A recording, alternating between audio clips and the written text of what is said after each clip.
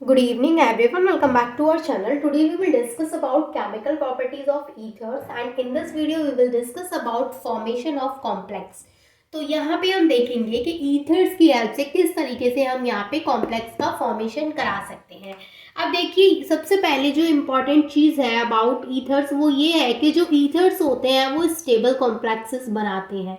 Stable complexes ये यहाँ पे बनाते हैं किसके साथ में, ये बनाते हैं लुईस एसिड्स के साथ में। लुईस एसिड्स से क्या मतलब है, लुईस एसिड्स लाइक इसके एग्जांपल्स जैसे BF3 and Grignard reagent RMgX। RMgX का मतलब यहाँ पे क्या है, ग्रिग्नार्ड रिएजेंट से है। तो R की जगह पे यहाँ पे कोई भी अल्काइल ग्रुप हो सकता है एंड X की जगह पे यहाँ पे कोई भी हेलोजन हो सकता है, जैसे क्लोरीन है, ब्रोमीन है। जैसे अगर मैं इसका आपको एक एग्जांपल दिखाऊं तो RMgX ये है हमारा यहाँ पे ग्रिग्नार्ड रिएजेंट। तो अगर इसमें ये तो जनरल स्ट्रक्चर हो गया। अब इस फॉर्मूले में हमें किस तरीके से एग्जांपल्स रखने हैं, तो हम यहाँ पे जैसे हमने यहाँ पे CH3 रख दिया तो ये हो गया CH3MgBr। तो यहाँ पे हमने कोई भी अल्काइल ग्रुप रख दिया, तो इस तरीके से हम यहाँ पे कोई भी ग्रुप को रख सकते हैं। तो ये हो गए हमारे लुईस एसिड्स जिनके साथ में ईथर्स यहाँ पे स्टेबल कॉम्प्लेक्सेस बनाएंगे। लेकिन यहाँ पे जो इम्पोर्टेंट चीज़ है कि यहाँ पे जो कॉम्प्लेक्स बनेगा वो कोऑर्डिनेशन बॉन्ड के थ्रू बनता है।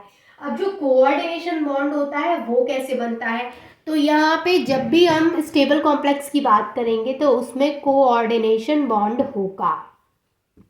अब यहाँ पर जो हमने दूसरे बॉन्ड्स पढ़े थे, कोऑर्डिनेशन बॉन्ड जो होता है वो उनसे अलग होता है। कोऑर्डिनेशन बॉन्ड का मतलब होता है कि एक ही एटम अपने इलेक्ट्रॉन्स को शेयर करके दो एटम्स के बीच में बॉन्ड बनाता है। दैट मीन्स कि ईथर्स जो है हमारे, ईथर्स क्या होते हैं, ये होते हैं ईथर का अगर मैं फॉर्मूला लिखूं तो इस तरीके से।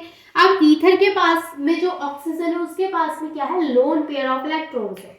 तो अब ये जो ईथर है इसके पास लोन पेयर ऑफ इलेक्ट्रॉन है। अब ये जब BF3 के साथ में रिएक्ट करता है तो यहाँ पे ये जो कॉम्प्लेक्स बनाएगा वो कोऑर्डिनेशन बॉन्ड के थ्रू बनाएगा, यानी ऑक्सीजन के जो लोन पेयर ऑफ इलेक्ट्रॉन्स हैं वो BF3 से इसके साथ बॉन्डिंग कराएंगे। BF3 के साथ जो इसकी बॉन्डिंग होगी वो इसके अपने इलेक्ट्रॉन पेयर्स की वजह से होगी। तो इस तरीके का बॉन्ड हमेशा कोऑर्डिनेशन बॉन्ड बोला जाएगा, जिसमें कि एक ही एटम अपने इलेक्ट्रॉन्स को शेयर करके बॉन्ड बना रहा है। तो अगर यहाँ पे दो R हैं तो मैं इसको लिख दूँ R2, कोई दिक्कत, और इस ऑक्सीजन को एज इट इज, और यहाँ पे ये हो गया हमारा BF3। यहाँ पर हमें ये जो मिला है इसका नाम होता है बोरोन ट्राई फ्लोराइड एथेरेट। ठीक है, तो यहाँ पे क्या, ये हो गया हमारा यहाँ पे कॉम्प्लेक्स का फॉर्मेशन। ये यहाँ पे जो हमने यूज किया है इसको बोलते हैं हम बोरोन ट्राईफ्लोराइड।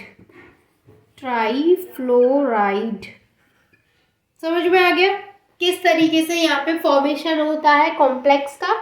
और यहाँ पे जो कॉम्प्लेक्स का फॉर्मेशन हुआ है वो स्टेबल कॉम्प्लेक्सेस है, वो कोऑर्डिनेशन बॉन्ड्स के थ्रू यहाँ पे बना है। तो उससे भी पहले आपको, अच्छा एक टॉपिक में आपको दो चीज़ें क्लियर हुई। पहली क्या, देखिए कोऑर्डिनेशन बॉन्ड जो है वो एक अलग टॉपिक है जिसको कि हम पढ़ते हैं, और आई थिंक कि मैंने आपको प्रीवियस वीडियोस जो है उनमें कोऑर्डिनेशन बॉन्ड के बारे में बताया भी है कि कोऑर्डिनेशन बॉन्ड किस तरीके से बनता है। जहाँ पे एक ही एटम अपने इलेक्ट्रॉन्स की शेयरिंग करता है उस केस में कोऑर्डिनेशन बॉन्ड बनता है। अब अगर हम कोवेलेंट की बात करें तो कोवेलेंट में क्या हो जाता है कि दोनों एटम्स अपना एक एक इलेक्ट्रॉन शेयर करते हैं और उनके बीच में बनता है कोवेलेंट बॉन्ड। लेकिन कोऑर्डिनेशन बॉन्ड जो होता है वो कोवेलेंट बॉन्ड से, आयनिक बॉन्ड से अलग होता है, क्योंकि उसमें एक ही इलेक्ट्रॉन्स अपने इलेक्ट्रॉन्स को शेयर करके बॉन्ड बनाता है। ओके, तो I hope this is clear to all of you and thank you so much for watching this video.